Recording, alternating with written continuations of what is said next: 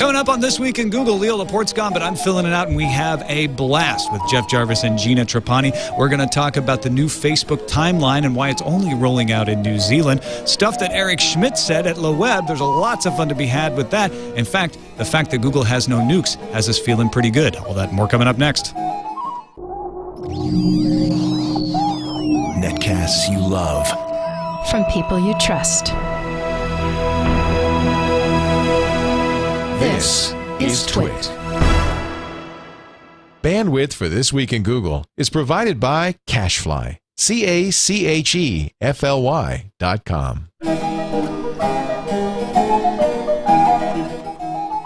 This is Twig, This Week in Google, episode 124, recorded December 7th, 2011. No nukes Google.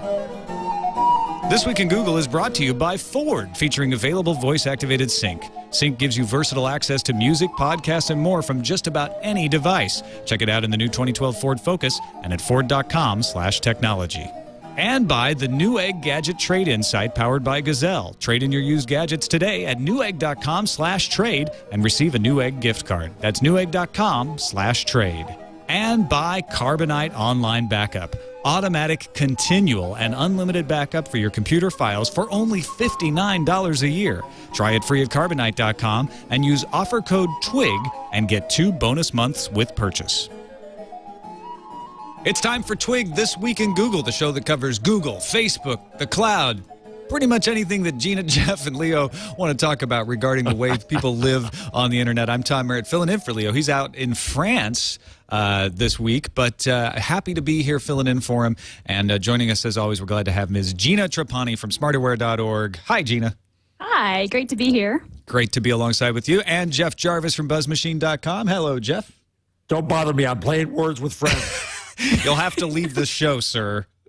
We're pulling this plane right back around. Are we going to start with Alec Baldwin on the show today? It looks like it. It's top story, folks. Alec Baldwin kicked off of an American Airlines plane for playing Words with Friends while they sat at the gate. Now, you may ask what this has to do with clouds. Well, you see planes go into the clouds. And Words with Friends is hosted in the cloud. On this show.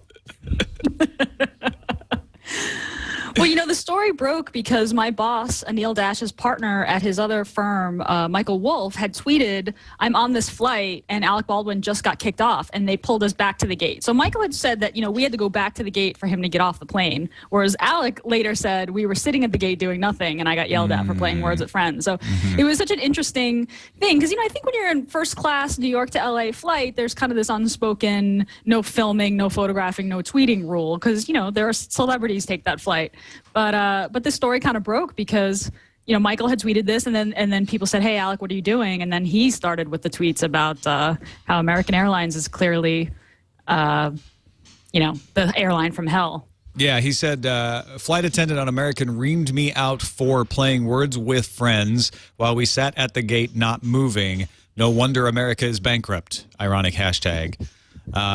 Later, he said, United should have app on board where you can play Words with Friends with other passengers. Americans should have an app where you read the New Testament with flight attendants. Now, if they were moving, if they were taxiing, of course, they're like, "Sir, you have to turn off your electronics." But he's claiming they were just sitting. Well, they say that when as soon as they close the door, you're supposed to turn it all off. There you go. But, yeah. You know, we've seen that stretch. And then it got even weirder because last night he wanted a mass unfollowing, if presuming his account wasn't somehow spammed, and at 10 o'clock, and then the account disappeared. It was deactivated. Then today, all his tweets reappeared at deactivated 001, and now that account's gone.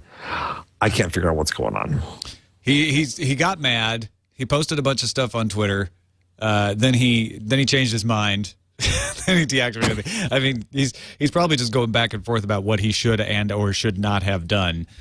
You know, this is a little bit celebrity gossip here. We're talking about Alec Baldwin. He's been in the news for all kinds of crazy stuff over the years. But what's interesting is it's playing out in the cloud. It's playing out on Twitter, right? Yeah, and there's also the question of, like, should you really have to, you know, couldn't you just put your device in airplane mode? I mean, this is kind of a moot question, right? Because to play Words with Friends, you have to be connected. So yeah.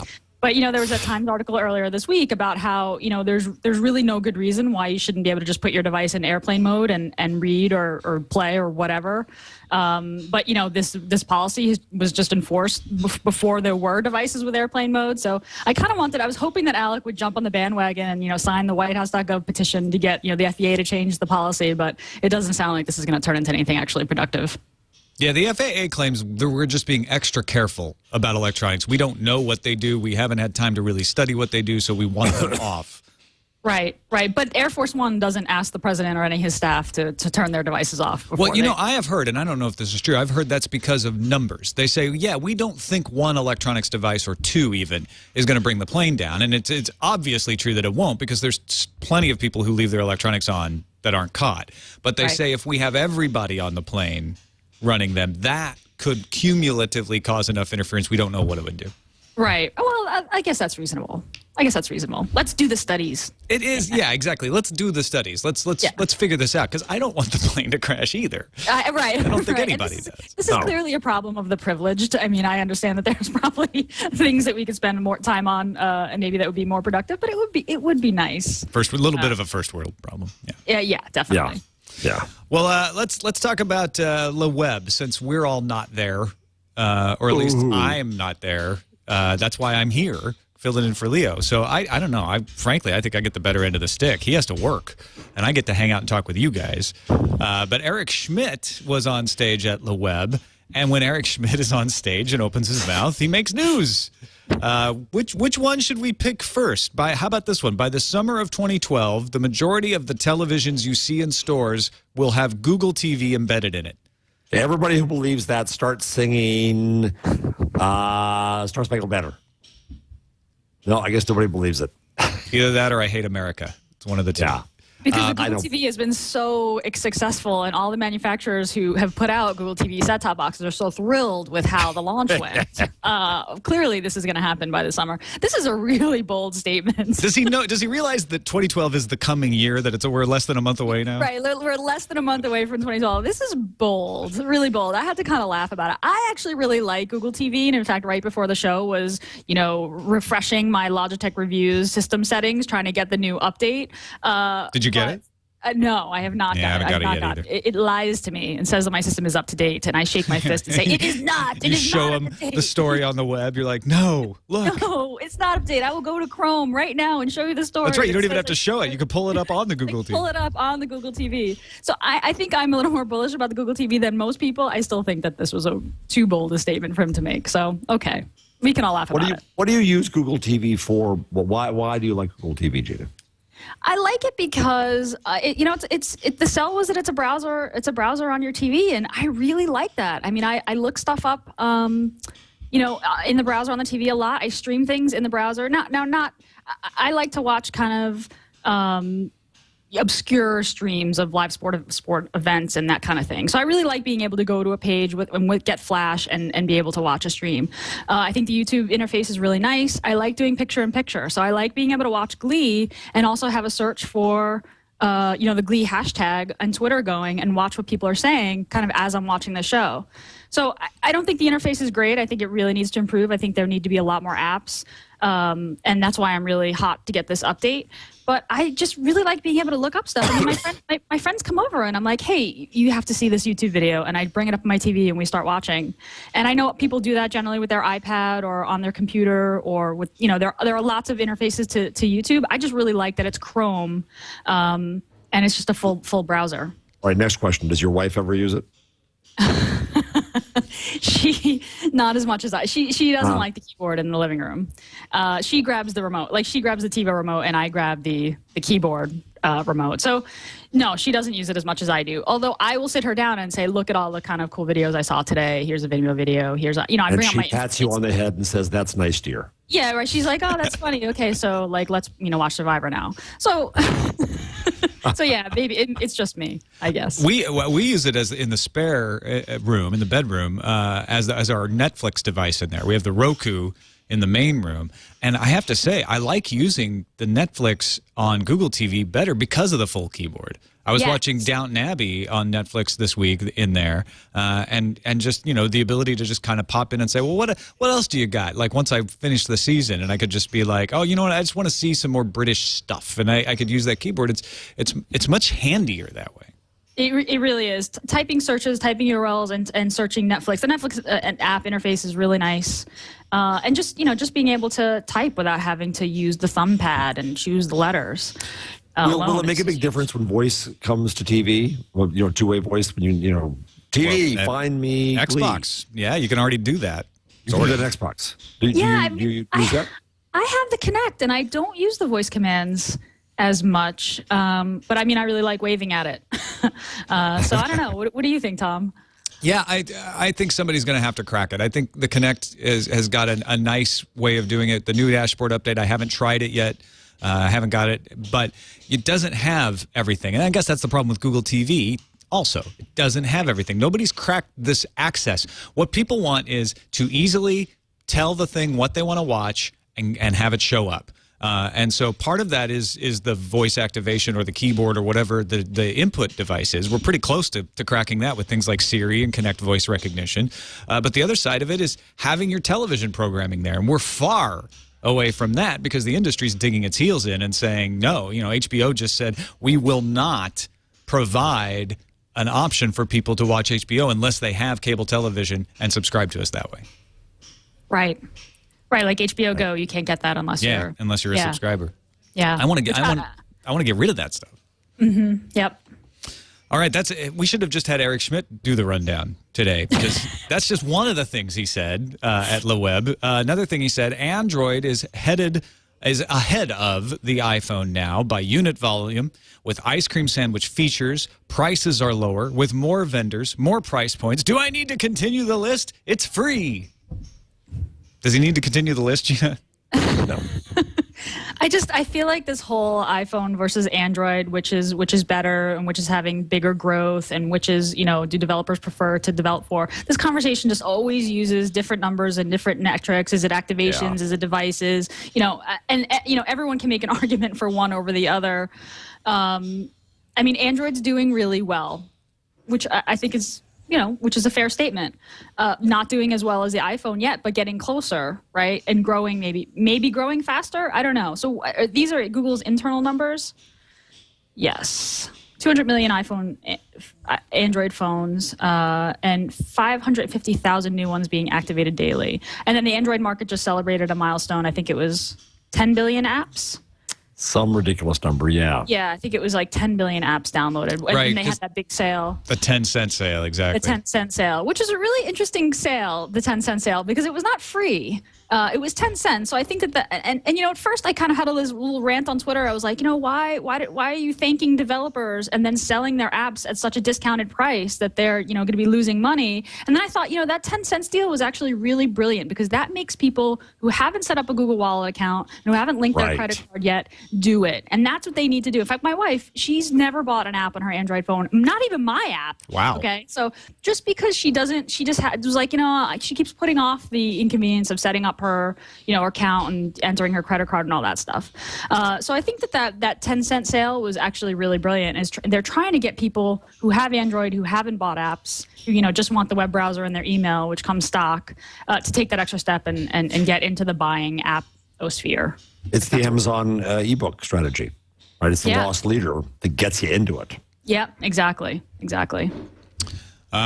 More things from Eric Schmidt. In response to a question about Android's app lineup, I guess the questioner said it pales in comparison to iOS, despite Android's shipment win and despite apps catching up by volume. Schmidt said 6 months from now, you'll say the opposite. Ultimately, application vendors are driven by volume. The volume is favored by the open approach Google is taking. Whether you like ice cream sandwich or not, you will want to develop for that platform, perhaps even first. This seems like one of the more measured and reasonable things he said. Although I wish that he hadn't said whether you like it or not. Like as if ice cream sandwich is like, it was like the ice cream sandwich jail. Like I'm a developer and I really didn't want to, but I have to develop for ice cream sandwich. Whether you like it or not, mister, you're developing for ICS. Yeah, exactly. Marco Arment, who builds one of my favorite iOS apps, the Instapaper app, which I absolutely love, wrote a piece about this and basically saying, developing for Android is much less profitable for developers, and it's very expensive, and it's a pain in the butt. And this, what Schmidt said about this is just crazy. It doesn't make sense for developers to develop for Android first now, and it won't in the next 6 months. And I disagree with him. I think that developing for both iOS and Android, if you're a mobile app developer, a native mobile app developer, you have to develop for Android and iOS at the minimum. Just because, Android gives you that distribution the way that Schmidt says. And, all the iOS developers say, yeah, but Android developers don't actually make money. But, sometimes, Apple has had this emphasis on revenue over distribution, whereas Google has always been distribution over revenue, and that's in the DNA of both of these companies, right? Like Apple makes its money by selling shiny objects, hardware objects, and now shiny software objects, right? And Google's so in the DNA of their company is we build this platform for the web that's totally free and offers this awesome service, and then we advertise to you on it because it has such wide distribution. So we see this in both in both iOS and Android. So I think, for developers who want both, who want distribution over revenue, and distribution can lead to revenue, I think it makes total sense to develop for both platforms. I think that Schmidt is obviously being very bullish by saying that you're going to develop for Android first in 6 months. I don't know if that's necessarily true, but I think right now in the present, if you're a mobile app developer and you want to get your stuff out there, you've got to do it for both platforms. And even all the new kind of apps and web services generally launch with both iOS and Android apps. Yeah. Is Google, this is an ignorant question, but that's my specialty here, is Google offering ad sales for apps? You can, yes, you can. So I don't do this on my app, but you can have ads in your app. So like in Angry Birds, for example, you buy it on iOS, but it's free on Android, but with ads. So right. Yeah, so they definitely do offer that. And you can also do in-app purchase and that kind of thing on Android as well. But I think the ad model is more popular in Android apps. Which goes to the volume, right? Right, which goes to the volume. If they have a huge volume and they have data about, then that's going to make the ad marketplace within apps more valuable. Right, exactly. Jeremiah Ouyang at LeWeb asked Eric Schmidt, if Google were a country, which country would it be? But instead of answering that sort of weird interview-like question, job interview-like question, he said, we're not a country. Okay, fair enough. I think he was responding to a different question, which is, that question of is Google too powerful? They have the economy of a small country. Schmidt said that they don't have nuclear weapons. That's good to know. They don't have a police force. They're subject to the laws of most actual countries, a fact made most obvious in China. But Google does have values, and Schmidt emphasized those values: freedom of speech, transparency, and oddly used the Chinese government wanting to censor Google search as an example of when they let their values stand and resisted that. Now, I have heard that Schmidt was not the leader in that movement, but, he's taken the company line now. He said, if we were to take our values to a country, we'd value personal privacy and personal expression, but a lot of public debate and discussion. This was kind of a reflex answer. It's the same one that he gave 2 years ago in Davos, pardon me, around China. When China was a hot issue right then, and people were looking to Google to kind of be the ambassador of the internet to the world. And Schmidt demurred and said, no, we're not a country. We don't have a police force. We don't have diplomats other than Dave Drummond. We don't have police or any of these things. And we're not a country. Don't put us in that position. So I think he's been so used to giving that answer for so long that when that Google country came out, it just went ding. Yeah. In goes the cart, hit play. And then in response to another question, he mentioned that Google buys around one company a day or a week. No, I think he said a week. Yeah. He went back and corrected that, a week, okay. Which is still amazing. Yeah. Yes. And quiet. And Alexia Tsotsis from TechCrunch said, why do you never announce them? He said, we don't have to. We're Google. We're Google. You're like a whole other country, but you're not, because you don't have a nuclear weapon. And I hope you never get them. All right. Anything else on the web before we move on? No, I want that T-shirt. I feel better now because Google doesn't have nukes. You can't index the web with nuclear arms.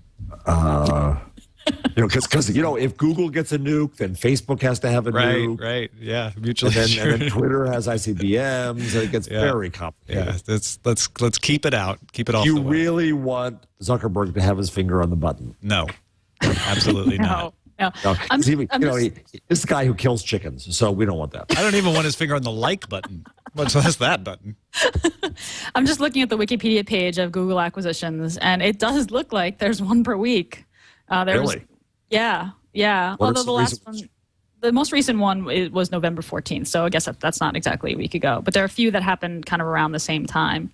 Katango, a bunch of these I've never heard of. Katango, Apter, Zagat, we knew, Daily Deal, Social Grapple. I'm sure there are a bunch that haven't been reported. But this is an impressive list. Yeah, TechCrunch went and dug up an October report from Google that indicated 57 acquisitions over the past year to that date. So that, 52 weeks in a year, the average is out. What proportion of those do you think were motivated as much by recruiting as by the technology? Acquires rather than acquires? Yeah. I don't know. If I had to guess, I'd say 30%. Yeah, I might even go a little higher. A little higher even. Yeah, maybe 40 or 50 even. Yeah, close to half. Mm-hmm. All right. Well, let's... not to jump around, but in a related link, we have Facebook and Gowalla. An acquire with a twist, right? With a twist, right, where they didn't actually acquire the company, and the company dies, but they got all the people. But the investors don't get their money from Google then, or from Facebook. No, it wouldn't appear so. No. Yeah, that's going to cause some, and it is apparently causing some consternation about how they're going to get their money back from their investment, when they're going to get it, all of that, and it doesn't sound like everybody from Gowalla is making the move out to Facebook headquarters in Palo Alto. Only the founders and some of the team are going, and we lose Gowalla, which I used Gowalla for a while and I haven't used it for a long time, so I'm not going to miss it that much. But I know there's some pretty enthusiastic folks out there that are pretty disappointed about it. So it's a really interesting thing. Is that was a case where they wanted, they killed the company to get the best talent, and the company obviously, I don't know if there was any money to get back to the investors. Yeah, maybe not. But it becomes a new strategy to get hired by these companies. Sam Lesson, who worked a lot on the timeline and that kind of stuff, started that file transfer company, and he's really good. And he got bought, and they didn't want the technology; they wanted Sam. But do the venture capitalists now have to worry about this and say, "Look, you're not going to go just get hired, are you? We want you to sell the company." Right. So is there a contractual way you can deal with this? Yeah. I don't know. That's a really interesting question. Because most of the time, go ahead, Gina. I was going to say, wouldn't the investors have some sort of say about whether or not to wind down the company and let? It doesn't seem like they. Well, I don't know. I don't know what their deal was, but it doesn't seem like they can make a decision. Right. So the staff doesn't own the assets. So the assets do go probably back to the investors, but all your talent just walked out. Yeah. And that's your asset. And usually with an acquire, the company buys the other company so that they can get the talent. This is kind of an unusual case, and maybe it won't come up that often. Usually you want the intellectual property that the company developed, but Facebook looked at it and said, no, you don't have anything that we can't cover with Places already. Well, what becomes interesting, too, is, let's just imagine, and I have no knowledge of this whatsoever, but I would imagine there were probably sweet signing bonuses for those people. Right. Mm-hmm. So, normally if you got acquired, you'd hope that you'd get some level of cash up front in terms of cashing in your equity. But if the equity is worth nothing, if you're in the hole to the investors, this is a way you can go around that and still get some cash in your pocket because you're the asset. Yeah. Right. That's a really good point. Really fascinating. I thought that, Tom. It's a really good question. I haven't seen the VCs talk about that yet because they're probably scared to, but I'll bet Fred Wilson will probably weigh in on this. Yeah, probably once it's known what exactly went down and who got what, we may get a clearer picture of that. Right. Let's take a quick break and thank our sponsor, Ford, featuring available Sync. Sync's entertainment features allow you to access music and podcasts for most devices, iPods, mobile phones, tablets, flash drives. And with Sync, My Ford Touch, you can play videos or display photos. Now, not while you're driving, but while you're sitting to wait and pick up the kids at the park or at the school, or you're waiting outside, shopping mall while somebody's running in to get something. You can watch some videos, look at some photos right there on your sync with My Ford Touch. And it's all made possible through a versatile media hub, which supports a convenient variety of devices for your music and entertainment. Wired connections work through USB, through SD, through RCA jacks. Wireless works through Bluetooth. Pretty much any way you can connect. You can connect it into sync and then use your voice to tell it what to do. Play me some ska, and it'll just play all the ska tunes that are tagged in your library, or play me some Ella Fitzgerald, and it gives you all the best Ella Fitzgerald tunes you got. You just tell it what to do, it does it. Also available is Sync with My Ford Touch HD Radio. So if you're listening to HD Radio, it features iTunes tagging. Tag a song you like on the radio and transfer the info to your iPhone or your iPod, and then you can purchase the song directly from iTunes because it saves all that information from you. Sync's versatile entertainment features are available in the 2012 Ford Focus, and you can learn more about this and other technologies Ford is bringing to vehicles at Ford.com/technology. We thank them for their support of This Week in Google. We sort of moved into the Facebook section of things, but they've got some other news going on. Timeline apparently rolling out today in New Zealand, and then a smattering of other places. But Facebook says they were launching in New Zealand because they want to have a small audience use it in an intensive way. So they picked a smaller country, and New Zealand, you know, they're very close to the timeline. So you can theoretically just keep rolling it out all day long if it goes well, I guess.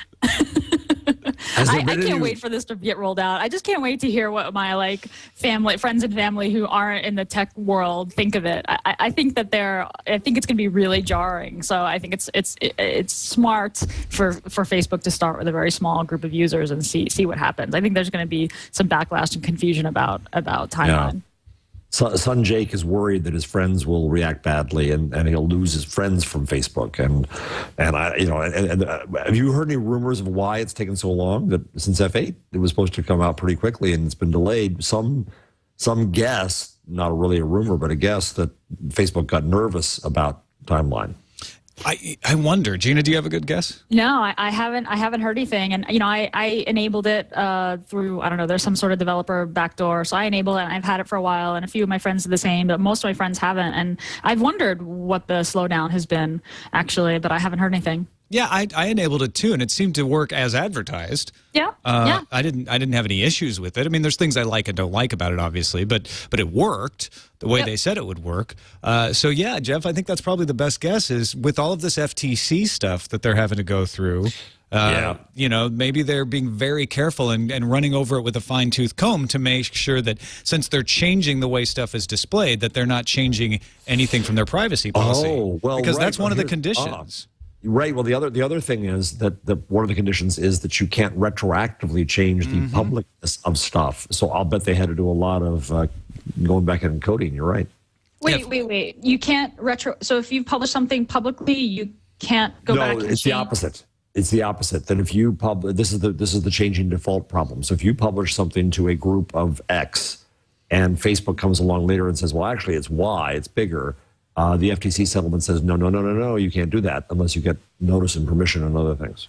Okay. So well, that makes a lot of sense.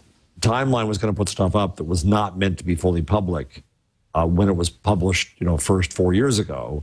It was going to become public, and now in the FTC settlement, they can't do that. So, I don't know, Tom, but I'm guessing you're right that may have had an impact just on a practical level. Because you have to opt in to anything that Facebook wants to turn public. So there has to be a system for them to ask you, is it okay if we start making this previously private stuff public? Right. Any app that has to ask you that question, that's not good. Is there any situation where an app should have to ask you, hey, you made this thing private, but we'd like to make it public. Is that okay with you? When you put it that way, it does sound kind of stupid. But I'm glad they're asking at least, which is better. It's a step in the right direction. Better than just doing it. Yeah. Well, speaking of that, there was a bug, I guess, this past week that inadvertently revealed private photos or photos marked as private, including Zuckerberg's private photos, which is how Jeff saw that picture of him with a chicken because it's the chicken who has the biggest complaint here. Right. That chicken did not opt into that photo being published. No. Neither in chicken form or wing form. There are two photos of him holding the dead chicken and then the wings that he made with the chicken. So, I mean, I absolutely agree with Zuckerberg's approach, which is just like move fast, break things, ask for forgiveness over permission. We're just going to push the envelope, see what works, and roll back when things don't. So I actually think that that's a smart way to develop products, but when you're on the sort of privacy thin ice and when you've built up so much distrust about the way that you change defaults and handle privacy, I think that Facebook's really on thin ice. So I think that guess that timeline hasn't rolled out right away probably has to do with that, just making sure that they've dotted all their I's and crossed their T's in regards to that. Yeah, they've joined Google and Twitter in the 20-year audit club now. Right, exactly. The FTC is going to audit them every 2 years. Well, part of the problem here is that, Gina, you're way right about this, and the problem is that regulators don't understand the beta. They think that things should be released, perfect, like industrial age view, and this idea that you're going to put something out that is not perfect, that does have mistakes in it, just throws them. So Jennifer Stoddard, the head of privacy in Canada, led the letter that attacked Google for buzz, and basically said you shouldn't have betas, which is just so don't get it. Yeah. She came up with a new ruling this week about the Canadian version of Do Not Track, saying that sites must give you an easy way to opt out of tracking. Well, the New York Times, which has editorialized in favor of Do Not Track, requires you to use cookies to use the site. Yeah, because they make you log in. Boom, cookie right there. Yeah. So what happens now that these regulators are telling these sites how to operate in a key business way, and it violates the way they're operating their businesses today. It's kind of an issue here. Although I think the Do Not Track thing is what it should be achieving, and I think you're right. It's not always clear that this is what they're trying to achieve. It should be achieving that you aren't tracked without your knowledge. With New York Times, I'm logging in. But that's different. That's about transparency and a good system of transparency and openness, which I long agree that the ad industry and media industry screwed up with. That you didn't know what they were doing, why they were doing it, what you got out of it, and they made that bed for themselves. But however, having said that, to demonize tracking and to demonize a lot of this stuff and say you can't do business that way, that makes me uncomfortable. And so what you see with this 20-year agreement with Facebook and Google. How can you possibly today guess what technology and its capabilities are going to be like in 20 years? And they've set this wall now that says it defines the world and as we know it now. And whether it comes to those consent decrees on privacy or whether it comes to Do Not Track and those kinds of things, I keep on coming on my side of this fence, but I think it's too limiting. How come we never get back the old things that are awesome? Like, a 2-hour tea break in the afternoon or multiple mail service delivery 4 or 5 times a day. Here's what I want back. Very simple. The busy signal. Oh, yes. Yes. A customizable busy signal where you turn it on like, I'm busy right now. Or I'm busy for you. Yeah. Well, yeah, exactly. It can be a much improved busy signal. You can set preferences. I could imagine Dvorak's busy signal. You? Ha. No. Busy tones. Maybe a month. Don't bother. Like, yeah. I want it so that when certain friends visit my Facebook profile, they just get the busy sign. Always. Just to certain friends. I'm sure that could be done. To you, I'm busy. Yeah. Oh, no. Not you. In the bath, washing my hair, taking the dogs out for a walk. Can't talk. We should point out that bug that you mentioned about Facebook with the chicken and the Zuckerberg. It was a bug. Yeah, it was a bug. It was not, it'll be interesting how this sort of stuff gets treated by the FTC. But if, essentially, if you flagged a photo as inappropriate, then it would give the user the option to select additional photos as inappropriate, which allowed you to go and see all of their private photos to see if any of them were inappropriate. Facebook says they've addressed the problem and they've disabled that reporting. That's part of the reporting system while they fix that bug. I think that Zuckerberg learned a long time ago to never post something on Facebook that he truly considered private. And I think that's a lesson that probably all of us, as we become more public figures, could learn. Absolutely. It's what I've been saying in talks now on privacy is that, listen, folks, this is the simplest rule. The internet is a lousy place to put secrets. Yep. Period. Right. And this idea that Facebook is a place to put secrets is on its face absurd. But that's what we've kind of assumed lately. Well, I mean, that's true of the world, too. People act as if they can keep secrets by not putting them on the internet. But most secrets get out. There's only one good place for a secret, in your head. Yep. In your head. Exactly. Yep. And there it stays. Except the JFK assassination, I can't think of anything else that stayed secret. Unless one of you knows, what really happened. Not talking, huh? Let's not tell go you, there. but then I'd have to kill Let's you. not go there. All right. Should we talk about Facebook losing the Godfather exclusive since we're speaking of assassinations? Google Plus getting the Godfather game as on the Google Game Network. It used to be on Facebook, but now Google Plus gets it exclusive. Kabam makes the game. Chris Carvalho said it was strictly a business decision, which is a quote from The Godfather. I like that. Style points for that one. Yeah. Nicely done. But Google Plus, small amount of games right now. What is it? 28 games total. And 40 million people on Google Plus versus 800 million. But it seems like the rev share was one of the justifications. At least that's what I get from Trisha Duryea's All Things D article. Google only keeps 5% of your revenue, whereas Facebook keeps the more normal 30% that people tend to choose. Is this just an experiment, do you think, Gina? This is just Google making the terms really good in comparison to Facebook because they just need to build up, they need to build up their games area. They want more people playing games in Google. So, it makes sense. Would you say they made them an offer they couldn't refuse? Yeah, that's what I would say. More style points. I'm sad that I didn't think of that one. I stole that from the chat room. I can't take credit for it. Somebody said that in the chat room. Yeah, I got to be spending more attention to the chat room. Yeah. All right. Real quick, I want to thank our sponsor, Newegg. Newegg now is not only the place where you want to go and shop for your electronics, Newegg.com. They've been around on the internet for years. Great place to pick up tech, parts, hard drive, RAM, full-on electronics, music players, everything. Now you can trade in your used gadgets and get a Newegg gift card at the Newegg trade-in site powered by Gazelle. We love Gazelle here at TWiT, and now Gazelle and Newegg are teaming up. What could be better? Cool. Yeah, you got over 84,000 products there on Newegg. It's an award-winning website. They give you lots of information to make decisions, detailed specs, how-tos, customer reviews, and not just the positive ones. They're not one of those sites that stacks the deck. You get the good, the bad, and the ugly in the reviews when you're looking. And now Newegg has a new trade-in site. So when you go on, you can use the Gazelle-powered trade-in site at newegg.com/trade. Get rid of your MP3 players, your laptops, your digital cameras, your GPS devices, your e-readers, and buy more MP3 players, laptops, digital cameras, GPS devices, and e-readers. Because that's what you do, right? You see that new Kindle Fire. You see that new Barnes & Noble Nook Color. You see that new device, and you want to go out and get it. Well, this is a great way to do it all in one place. Newegg has a great selection of electronics. So trade in your old ones. Get the Newegg gift card. They have 20 product categories, over 200,000 unique items that you can trade in. Some of the prices, the HTC Sensation 4G going for $195.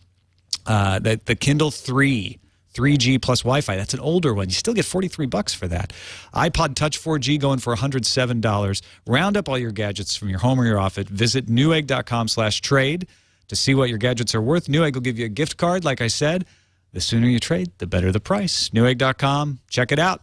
Take it from a geek. And if I'm not correct, is not Newegg a new sponsor to Twig? In which case, they may be. Welcome. Yes. I think they are. I have to say, one of the things I love about doing this show is that the sponsors are so cool. I've been a Newegg customer for years and years, so that's awesome. I'm really excited there. And I'm excited there with Gazelle, too, because I've used Gazelle. Yeah, exactly. It's two great tastes all in one. That's so cool. That's the final... I mean, I'm not saying this because they're a sponsor, folks. The commercial's over. But that's so neat to put the full recycling there. To buy something there and return it there and get the next new thing there. A long time ago on the show, I talked about the wish for having kind of a subscription to new gadgets in some way. Mm-hmm. That starts to get close to that, which is pretty cool. Yeah, great play. Things like RAM, thumb drives, all that stuff. I'm always shopping Newegg for that. Let's talk some Android. The Galaxy Nexus. It may or may not be coming this week. Depends on what rumor you believe. But we do know that it's not going to have Google Wallet. Google told Computer World it will not have Google Wallet on the Galaxy Nexus. 9 to 5 Google reports that was Verizon's decision. Of course, Verizon immediately took to the press saying, well, we're not blocking Google Wallet. We just need to do some testing with it. We want to make sure that it's secure and that it works on our network. What does that do to the Google Marketplace then? You have to pay through Verizon. And you can't. Yeah. And I wonder, I think Google Checkout will probably still work, or will it? Because Google Checkout, isn't Google Checkout merged into Google Wallet now? Well, that's what Yeah, I'm Google asking. Checkout is Google Wallet now. So maybe it's it won't. It's on one thing. So, Well, this sounds like this is just the Google Wallet app isn't shipping stock on this. So the Google Wallet app is the app that lets you pay by just kind of swiping the phone over the thing at CVS, right, it's the NFC thing. So I don't think Right, it it's the affects NFC the thing. Android marketplace, right? Right. Oh, So the okay. Android market All right, is all connected to your Google. Well, it used to be your Google Checkout account. It's now your Google Wallet account. Google Yeah. Wallet is just sort of like the umbrella term now for the way that Google gets money. When they from you. simplified it, they made it more complicated. They did. They kind of did. So it sounds like this is the NFC app thing that they're talking about. That's right. This is Right. and the big suspicion is Verizon is partnering up with AT&T and T-Mobile on their own payment system called ISIS, which is a competitor to Google Wallet. And so they say this is not why, but it sounds like they're looking for an excuse to delay implementing Google Wallet until they could also launch ISIS. Would a phone Someone company do just got an something email from like that? Verizon. Wait, what? A phone company would never do something like that, Jeff. No. Wait, I'm They sorry. never do What did you anything say, like Gina? that. Sorry, I'm sorry. Gina. Someone in the chat room just said they got an email from a Verizon VP and saying that there's no Galaxy Nexus on Friday because of the wallet dispute. Because of the wallet dispute? Wait Yeah, a that- minute. Now, I Yeah. did see a rumor earlier today that they would not be having the Galaxy Nexus this Friday. But maybe, we jest, Jeff, but maybe they are actually looking at it and saying, you know what, let's get it so that the wallet is on there so people don't think we're doing this for nefarious purposes. Is that even Maybe. possible? Could be. All that Verizon is saying to CNET is we haven't officially announced a launch date for the Galaxy Nexus. I'm still curious about this. So if I buy an app on the Galaxy Nexus and if it doesn't have Google Wallet or any of that, that's Google Checkout, then my purchase will go through my phone bill. Is that what they want so that they know what you bought and get more data on you around Google? Nah, I think we figured it out. The Google Checkout, that is now also called Google Wallet, will still work the way it has always worked. Still, okay, fine. All Through right. the market. Yeah, Never mind. in the marketplace, but it's the NFC payment, which is only exists on the Sprint. Which one? Nexus S? It's only on one phone right now. Yeah, the other Nexus S, the latest Nexus S. Yeah. You know, the Nexus Galaxy Turbo 4G LTE flux capacitor one. That one, right? That one. It's only on that the latest Sprint Nexus phone, and Yeah. 4G Nexus S 4G I think is what may be called. But it was supposed to be on the Galaxy Nexus S, which does have, the Galaxy Nexus, which does have an NFC chip. So that was going to be the big thing. It's like, oh, now another Google Wallet phone that I can use. Yeah. Web 8915 says use cash. Accepted that? everywhere. Right, exactly. What is Cash. that? Never heard of it. I use, you know what? I think this whole NFC stuff is just going to be dead in the water because I use Cardcase at the coffee shop down here, Acre Coffee in Petaluma. They take Cardcase, which is the app on your phone that geosenses you through your GPS chip. And because they're using an iPad in there, they can tell that I'm on the network. It communicates over the internet, and it says, oh, Tom's nearby. Open a tab. I just say, oh, yeah, give me a medium latte on Tom. And I'm like, oh, hey, Tom. Click my face on the iPad. Done. Wow. I don't have to pull the phone out. I don't have to tap anything. I don't have to do anything. It just works. Now, Wow. there's issues on what merchants will be able to do that because right now this is an iOS system, right? So not everybody's going to want to put an iPad in their location, in their retail location. But if they could make it easy for merchants to implement this somehow, I mean, that is the way to do it. I don't want to have to do any tapping at all. Just be wireless. No, well, indeed, on my Starbucks idea when it started up, one of my favorite suggestions was that with your card or on your phone, when you go to the Starbucks, and you waive it, it should take the money out, but it should also put your drink order in. Yeah. Right? And it's ready for you. So you're within, a pour's distance from the place. Your phone says, you want what I think you want? Yep. And boom, it's done. Tom, when you said tab, I thought browser tab? And I thought, no, tablet? No, no. Now I'm looking at the card case website, and I see that you meant your tab. Yeah, put it on my tab, right. Right. And it looks like there's an Android app for this as well. I had no idea that the feature had landed in Petaluma. I gotta move up there. I know. That's very cool. It's honestly, it was a smart thing. That place is packed all the time because they make good coffee, in my opinion. But I also go there more often because I'm just like, hey, I get to use cards. This is so cool. Yeah, I get to use a thing, right? I get to walk in and go, and now they know me, right? They learn you faster because they're always, oh, Tom, so now they're like, oh, hey, Tom, and just nice as you're both touching your touchscreen devices. Yeah, exactly. Not looking at each other. No. Petaluma has a lot of chickens too, which is good for Facebook. That's true, actually. One Facebook story that we skipped over. Do we care about the subscription push? Facebook wants famous people, Jeff, to promote its new subscribe feature. I ain't famous. Well, you could be if you use this. So the story here is interesting. So they're going to let you subscribe to websites inside of Facebook. And coincidentally, just recently, Facebook disabled the ability to auto-import RSS feeds as notes into Facebook. This is kind of interesting because it annoyed me because I used to sort of auto-import my blog into my Facebook page, like using this, this notes feature that they had, and they stopped that. They said, if you want to post a link, you should do it manually and write a little status update yourself. And there's some third-party apps in Facebook that will do that for you. But now that they've launched this feature where you can subscribe to websites in Facebook, my initial reaction was just to be sort of immediately indignant. Like, Facebook is just like stretching more of its tentacles into every single part of the web, and this is so annoying, and why wouldn't you just use RSS? But then I thought the better of it is like, my sister-in-law has no idea what RSS is or how to use it. But if I said to her, hey, you can subscribe to my website in Facebook, she would totally get that. But why couldn't Facebook use RSS to do exactly the same thing? That's my worry, is that Facebook does this and for exactly the reason you say, it becomes popular with people, but then it only works in Facebook and you're stuck. It's not like you can export it. You can't use it in things that you haven't anticipated wanting to use it for. Right. Well, I mean, it just brings more people into Facebook. It's just another way that Facebook is saying, Facebook is the web. It's your web. We want everything that you want on the web inside Facebook. And that's how we're getting every single thing that you do on the web inside Facebook. Everything you like, everything you listen to, everybody you talk to, everybody you friend, it's all, Facebook is just going to be your main hub. This makes a lot of sense for Facebook, right? But it freaks me out because I really like the web. It's the AOL thing.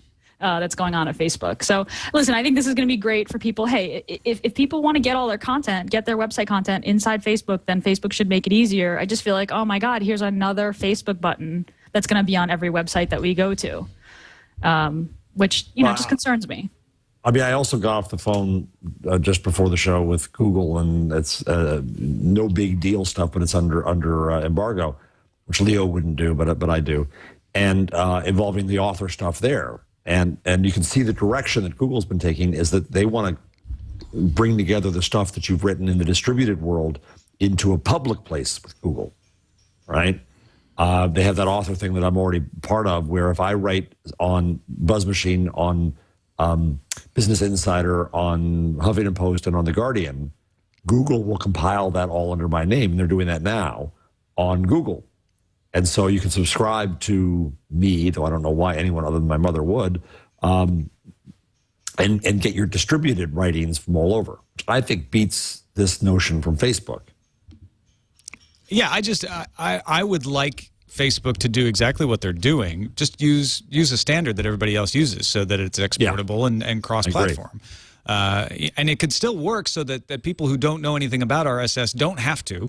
They just press the buttons.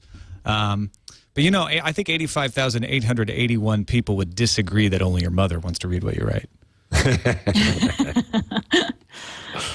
Actually, my mother doesn't want to see when I use dirty words, so you're right. Well, let's talk a little bit about tablets. A couple of different stories out about how well the Kindle Fire is doing and whether or not it is actually stealing the thunder away from the iPad being the dominant tablet in the market right now. After hitting retailers on November 15th, it is already outselling the iPad at Best Buy, sort of. If you sort tablets by top sellers at the Best Buy website, it shows the Fire in first place, followed by the 16-gigabyte Wi-Fi only iPad 2. Now, these aren't, you don't see numbers here. It's just kind of seeing what Best Buy says is their top sellers.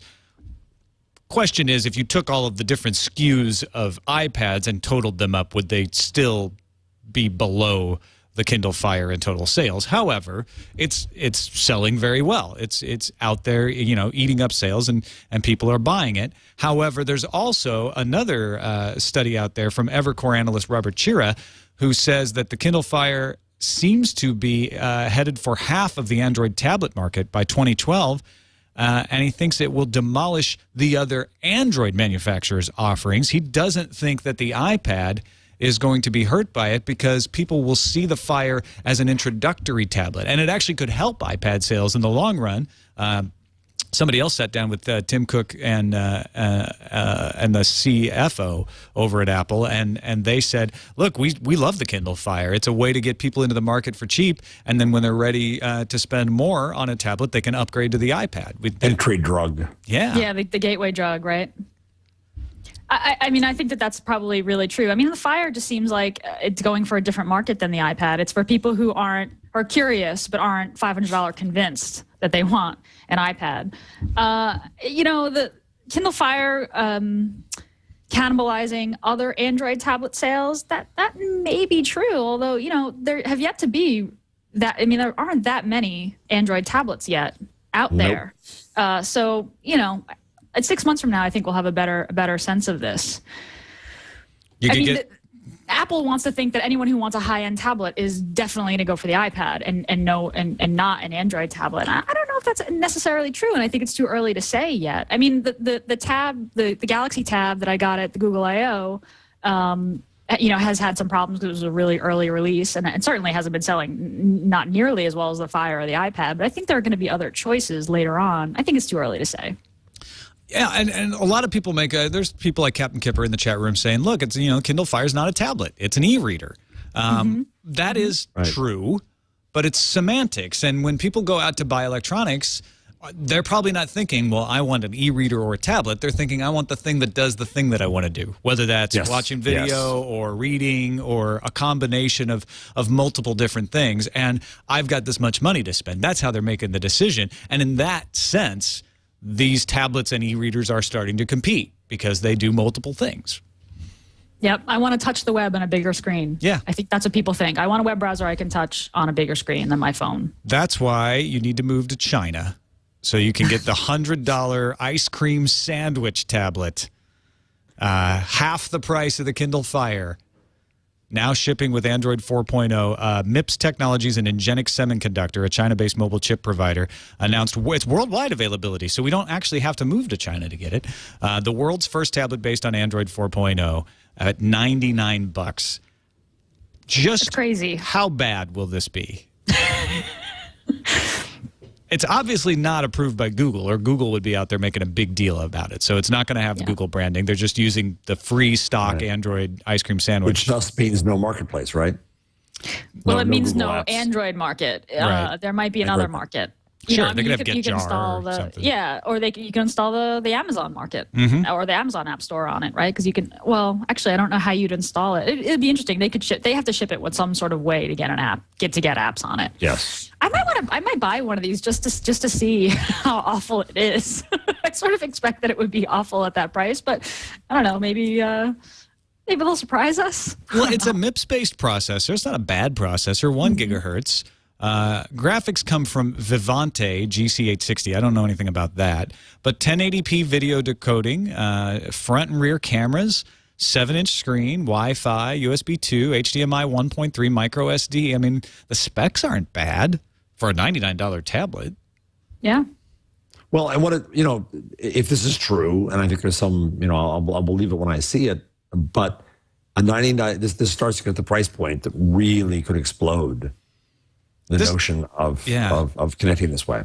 Well, this seems like the tablet that you would buy at Kmart, Walmart, someplace like that, where it doesn't quite really do all of the things that other tablets do, but you get it at a bargain. And if your budget is I can't spend more than $100, well, now you got a tablet. It's maybe 7 inches, and it may not have the Google Marketplace or Google Maps or any of that stuff built in, but maybe you don't care. I don't know.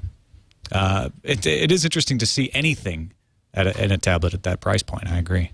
Yeah. Although I think people are much more likely to buy the Kindle because it's a brand that they trust and the commercials and. Well, then you can just go put ice cream sandwich on it anyway. So I just went to the buy it, and your item is sold out.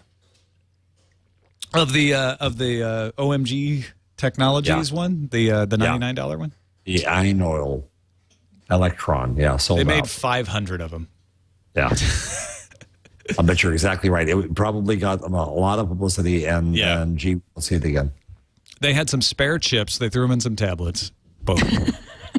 Inventory problem solved. They bought some of those HP things and just rebranded them. Touchpads. Oh, look at those things closely. That's 7 inches, though, right? It's smaller than the touchpad. So, Kindle Fire owners can now put ice cream sandwich sidling up, as Engadget puts it, alongside Cyanogen Mod 7.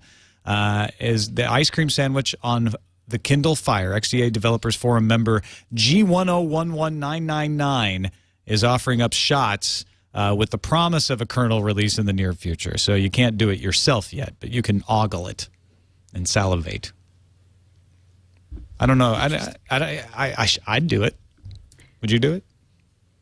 I'd do it, but we're the only ones. I mean, yeah, probably. The people who bought the Fire aren't doing this. But it's a neat proof of concept. And for nerds. I mean, it sounds like squarely a nerd project. And there's no reason Amazon couldn't do this eventually, right? I mean, Ice Cream Sandwich is open source already, so they can modify it and test it and put it out there. This proves it'll run on the hardware. I don't think anybody doubted that.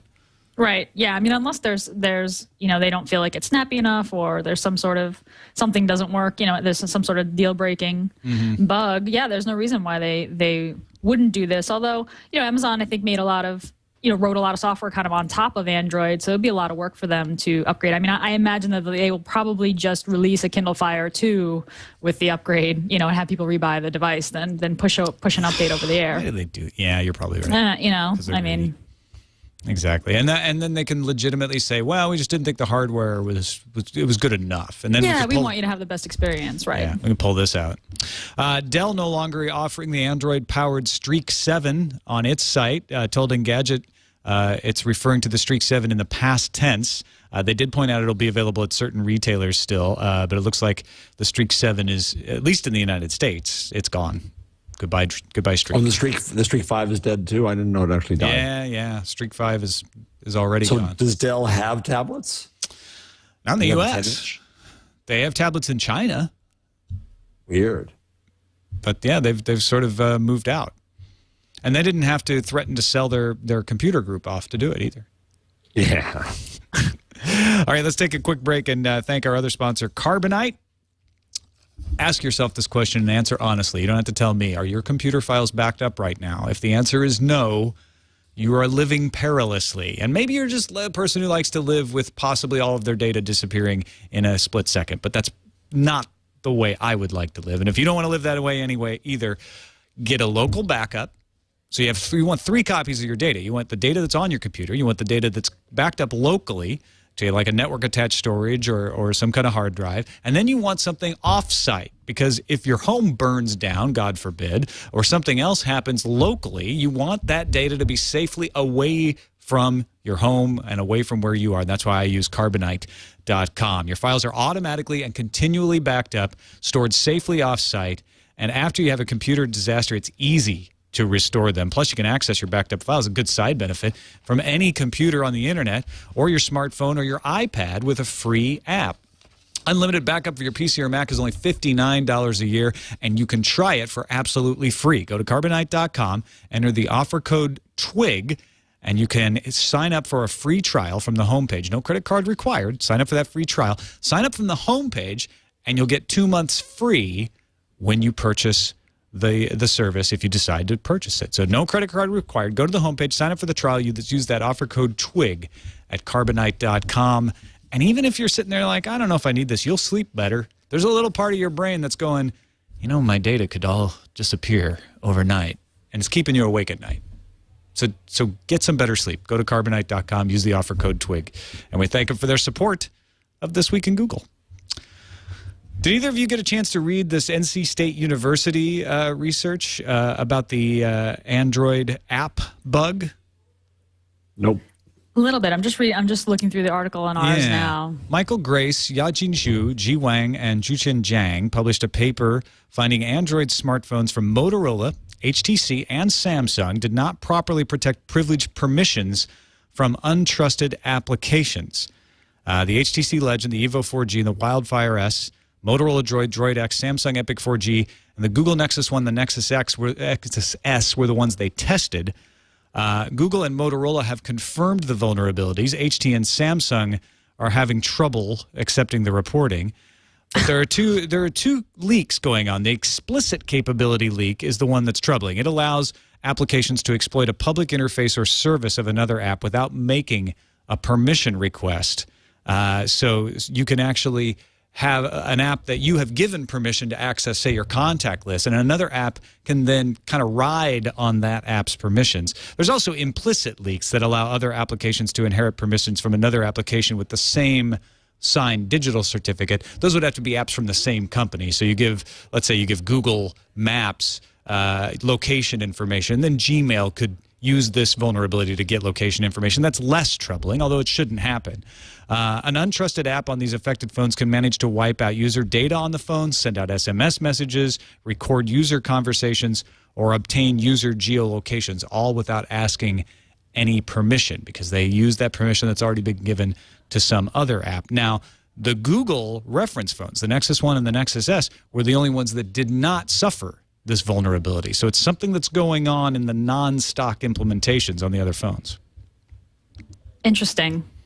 The most interesting, the most relevant, I think, part of these kinds of things, when these vulnerabilities are found, the question is how easily are they reported and how quickly are they addressed? So the thing that came out, that jumped out to me out of this article was that which companies? The researchers experienced major difficulties in trying to report issues to HTC and Samsung. Yeah. Like that makes me sort of really distrustful of HTC and Samsung's ability to, you have to be open to bug reports. You have to have people ready to test these kinds of vulnerability reports and address them right away. And that's just part of the. It's got to be part of the development cycle. Yeah. So, and interesting that Google's references phones didn't. On the show, I've said a bunch of times on the show that I always I'm a little bit of a snob. I always want to buy the pure Google experience phone because I feel like it's the purest kind of a manifestation of what Google wants Android to be, and that's just what I'm most interested in because of the show for the most part. I've been thinking about whether or not, I think it's great when researchers find these kind of vulnerabilities or students or hackers, or even if there's just like a hacker contest for, finding bugs. But I wonder if there's a place for an organization or a company to do this kind of security testing and offer some sort of extra kind of third-party stamp of approval, like, hey, this handset passed all of our tests. Yeah. I wonder about that. I look for the Google stamp on phones. Hey, if this got Google's approval, then this is good. But maybe we need a third-party, organization that can do this for every mobile OS. Kind of like Trusty for exactly. OSs. Trusty for OSs, right? And they can even, not only for the handsets themselves, but they can have this layer on top of the app stores and marketplaces. Mm-hmm. That where you say if I earn the certification, that can show up on my app store listing as well, that this has gone through a rigorous set of tests and it does exactly what it says it does and no more. I wonder if if there's a business there, and I'd like to see it come up. So it's kind of like I want all the openness of the market, where as a developer I can submit an app and have it listed right away, and maybe not necessarily go through Apple's approval process, but I also want to have this higher level where I can also submit it to this organization or board and also get their stamp of approval. And as a consumer, I can say, hey, I'll only download these apps or I'll only buy these handsets. That's a fantastic idea. I love that. Yeah, it is. All right, Wall Street Journal reports that Google is in talks with major retailers and shippers to create a service that lets consumers shop for goods on the web and receive orders within a day or two for a low fee. Sound familiar? It's a competitor to Amazon Prime. And doubly interesting at this time when the post office is about to get rid of next day delivery on a regular basis for on letters. Their first class stuff, yeah, on the letters. And sixth day delivery and all that. And so it really starts to make you see new possibilities of consolidation and delivery of goods. And Wall Street Journal speculates that one of the reasons Google would want to do this is because they're finding that people search on Amazon for products. Right. That they're losing some search to Amazon. And I find myself doing this when I'm like, what's the price of something? I go to Amazon to look up the price because I know that they have pretty much everything in their catalog, even if they don't sell it. They have so many third parties. So the idea is to strike these deals. And they've got deals with big name companies, according to this report. Again, Google isn't talking about it, but Macy's and Nordstrom's and big name retailers like that. Apparently, there's already something called ShopRunner.com, which does this with major sites like Newegg, Toys R Us, Drugstore.com, Sports Authority. So it's not like there aren't alternatives to Amazon Prime where you can get this free shipping. But you got to figure this is going to be a bigger deal and get more pickup right away if Google does it, right? Yeah, and I think it's one more nail in the coffin of much of retail. Retail's not going to go away as a whole, but I think you're going to be paying a premium to get things immediately, and things going to be cheaper to consolidate at a distance, and delivery is going to change, and it's going to be huge. I think the next big move for retail is honestly brick and mortar. For online retailers, they're going to find that in some industries anyway, they've run so many of these other businesses out that they're losing the benefit of people going and picking it up and looking at it, right? We were just saying on Security Now this morning, if you're shopping for an e-reader, go to Best Buy, go to Target, pick it up, play with it, and figure out which one is best. I think they're going to have to find some kind of strategy that bridges that gap eventually. Well, yeah, I've actually been working with somebody who has a strategy in mind. We almost got the huge mall in New Jersey and didn't quite get it, but there's another chance. And I think what you see, Tom, is that's a case of touching is marketing. Mm-hmm. Yeah. I see with my hands, not with my eyes. In this case, it's a good thing. Yeah. But yeah, I do think it's fascinating that Google would move against Amazon. And they've been trying to do this since the days of Frugal to get people to use them as a reference for products, and they've never really cracked it. Yeah, Frugal. Wow, that goes back. Yeah, it does. I was thinking about, in this article, they were saying that like 3/4 of product searches happen on Amazon and not on Google. And I was thinking about when I go shopping, I go to Amazon and search, mostly because when I search for a product on Google, I get a bunch of links to online stores that are kind of in all different places and have different payment methods, and I'm not really sure whether or not they're reliable. And on Amazon, well, not only do I have Amazon Prime, but I've been shopping at Amazon for so many years and have had such a good experience with them over and over again that just seems like Amazon's the place you go when you want to buy something. And so I think it's interesting they're trying to get those product searches back, right? They don't like the idea that people are going straight to Amazon to search for products. But of course, it was like the day before Thanksgiving, and I realized that I needed a new roasting pan, and I didn't have time. I knew exactly the kind I wanted, but I didn't have time to order it online and have it shipped to me. And I went to Google and I was like, I just want Google to tell me what is the closest store near me that has this exact roasting pan that I need, because I need it right now. And I had trouble. I had trouble finding it. So I think there's a lot of room for improvement here in Google. And I think this is just about Google wanting to get those searches back, or get those searches at all.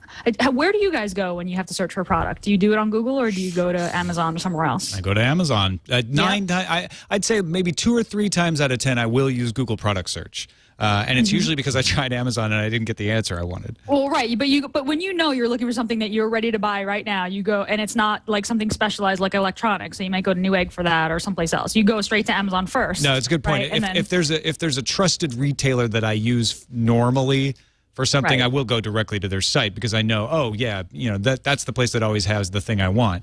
Right. But yeah, when it's something where I'm like, I don't really know where it is, I just want the best price, that right. I'll look on Amazon. Yeah. Mm-hmm. Mm-hmm.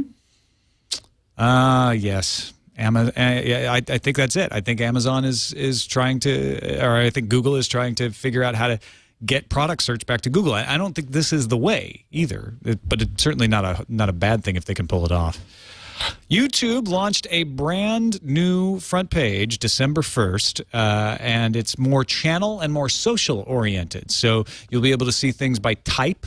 You can kind of pick a channel and go into it. It's more of a TV type interface. You'll also see what your friends are listening to, and I guess it's based on your Google Plus circles.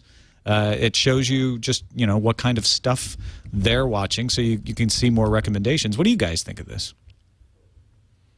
I haven't played with it yet. I looked at it when I saw the stuff on the site. It looks kind of pretty. I think that YouTube has to try more and more and more to become a way that we find entertainment, because I don't usually use it that way.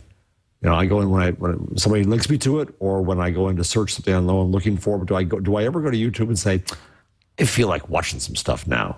Is that just because I'm old?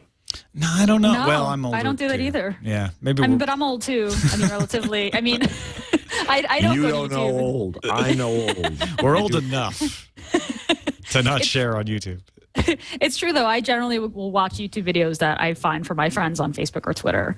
So it makes sense that they've integrated social. This is a nice redesign, although it surprises me that they're still maintaining YouTube as a very separate product from the rest of the Google products. Like, it didn't get the new Google bar. Which surprised me. And it does feel like this kind of island still. Like, the YouTube brand is very strong on YouTube still. It doesn't look like a Google product. I have trouble with sign in on YouTube sometimes. I think it has to do with the multi sign in thing. I have to sign out of everything, out of my apps account and everything, to sign in with my regular account. But otherwise, I like that they're injecting social in here, and I would like to see more, like, show me all the YouTube videos that my Google Plus friends have +1 the most, or something like that. That would make it really cool. Right now, it's just filled with a lot of TWiT, and I think it's because I'm subscribed to the TWiT channel. So. Oh yeah, no, I have a lot of Toy Break. It's a show that I subscribe to on YouTube, so of course it pops up there.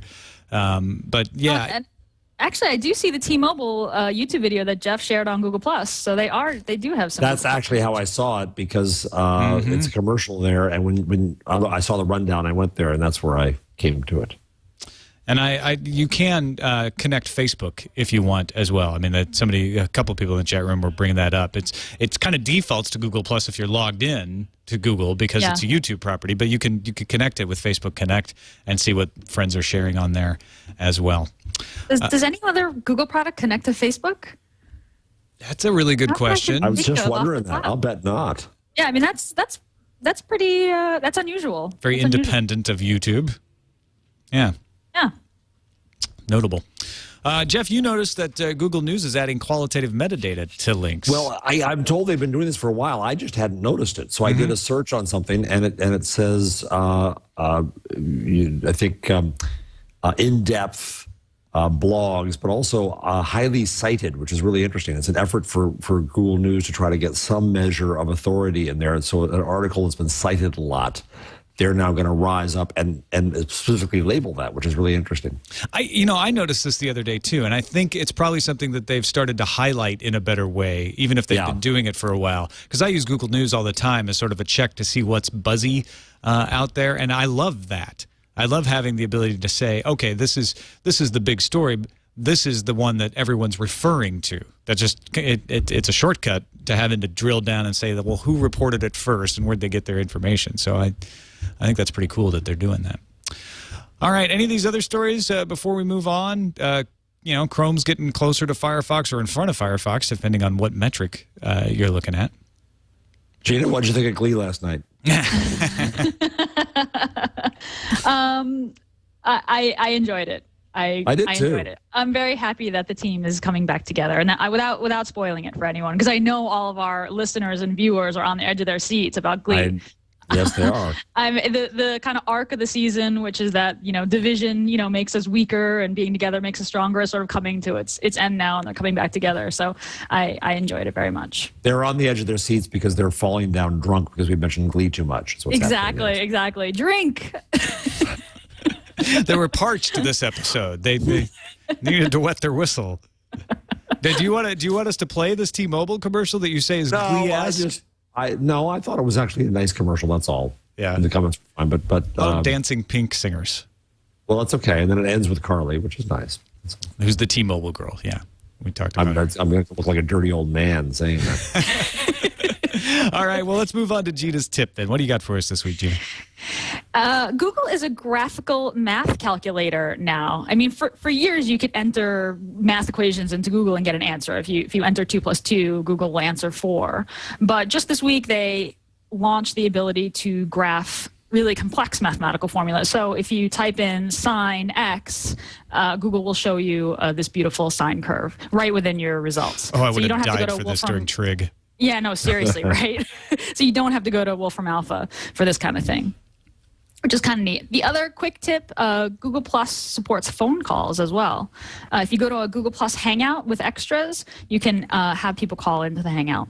So I actually haven't tried that one myself, but neat to see Hangouts adding little features in their extras. Yeah, I've started an experiment. I do a podcast called East Meets West that's really just an experimental podcast to try stuff out. I do it with Roger Chang, and we've started because we don't want to have to spend time booking people for the show. We want it to be a kind of self-directing because we just sort of do it on a whim. So we don't want to have to schedule it. And we've started taking to using Google Hangout as our guest booking. So we just start doing the show on a Hangout. And then anybody who's we have a limited circle right now to test this idea out, but anybody who's in the circle who sees that we're recording the show can then join the show. We actually had Darren Kitchen tell us that he was buying a sandwich at the grocery store during the last episode.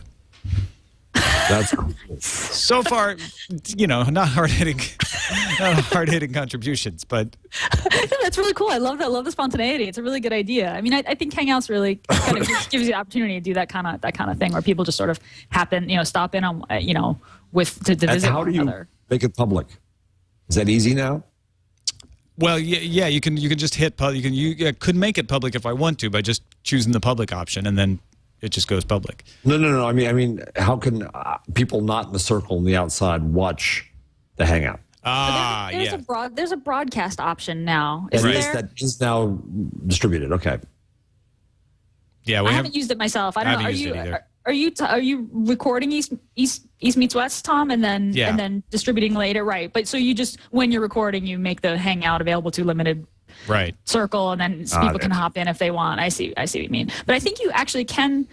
I might be wrong, but I think that you can invite certain people in to join the Hangout and then broadcast it, so people can watch, and the public can watch, but only certain people. No, I can think join. you're right. We just aren't doing that. But the reason I bring it up is I like this idea of being able to phone someone in who's not on Google Plus. That we decide like, oh, hey, this person's around. Let's do the Hangout thing so we get the serendipity, but we can also just phone somebody in because it's an audio-only podcast. That's really cool. All right, Jeff, your number, sir. All right, I'll do this one. 255 out of 358. The Indian government in Google's transparency report for the, I think, quarter asked for 358 takedown requests. But 255 of them were because of criticism of the government, which should freak us out. And a related story, I have one from The Guardian that was also reported in the New York Times, that Google met with 4 services, including Facebook. The Indian government met with 4 services, including Facebook and Google, saying that they should self-censor the users and take out offensive things of every user, which, of course, is freaky. And when did India become China? And these are the things we have to keep our eyes out on, folks, to protect the net. I feel like it is a sign of the growth of the internet that the rich and powerful have started to recognize that people use it. And they don't have control of how people use it. And so we're going to continue to see this for a long time. Different sectors, governments, corporations, we've been seeing it. But this sort of idea of like, wait a minute, you can say whatever you want over there? Oh, well, that can't be allowed. Right. It is disappointing to see the world's largest democracy try this sort of thing. But the United States is not innocent of this sort of thing with SOPA and Protect IP, and those are other moves of the same sort. Yeah, I just came back from, I was in Paris last week I had a promotional event. I was in Berlin and Paris last week because you knew I had my horrible phone connection there in Berlin. But in Paris, I was making fun of Sarkozy for all the various reasons, but we got SOPA too. We're hardly hardly immune. I think the Swiss are probably the best so far because they were the ones that had a recent study saying, you know what, we don't see any reason to change the law that it's okay to download copyrighted material for your personal use. They said another reason to move to Switzerland. They determined that the people who did download free copyrighted material for personal use actually ended up spending more on entertainment than others.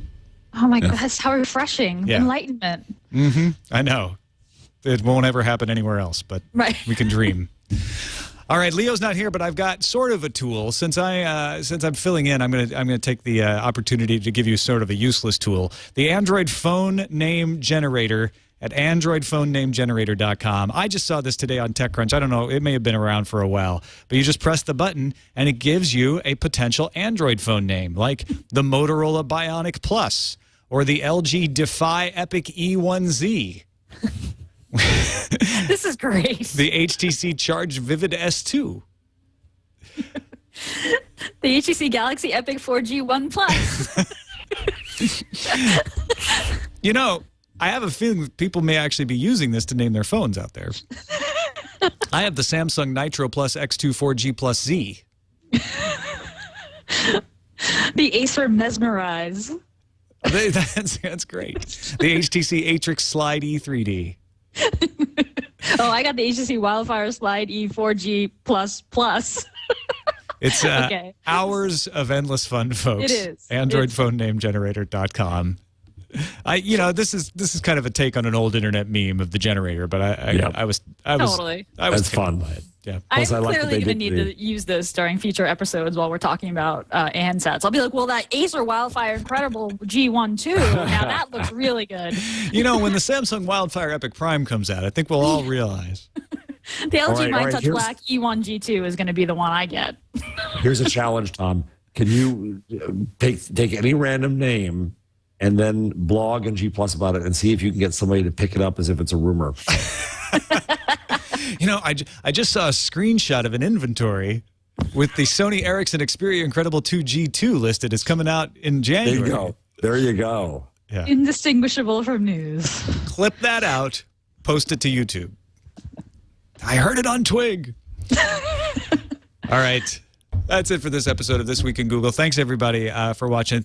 Gina and Jeff, a pleasure, as always. I really enjoy hanging out. Great show, Tom. Good work. Yeah, great show. Well, thank you very much. Find Gina at smarterware.org. ThinkUp is the big product. I'm using it. I love it. So check it out because it's 1.0 now, right? Yeah, 1.0. ThinkUpApp.com. ThinkUpApp.com. I'm so glad you're using it. No reason not to check it out if you want some good analytics. And Jeff Jarvis, BuzzMachine.com.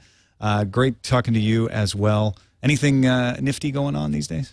No, just buy my book, Public Parts. It's coming out in French soon? Yeah, it comes out this week in French.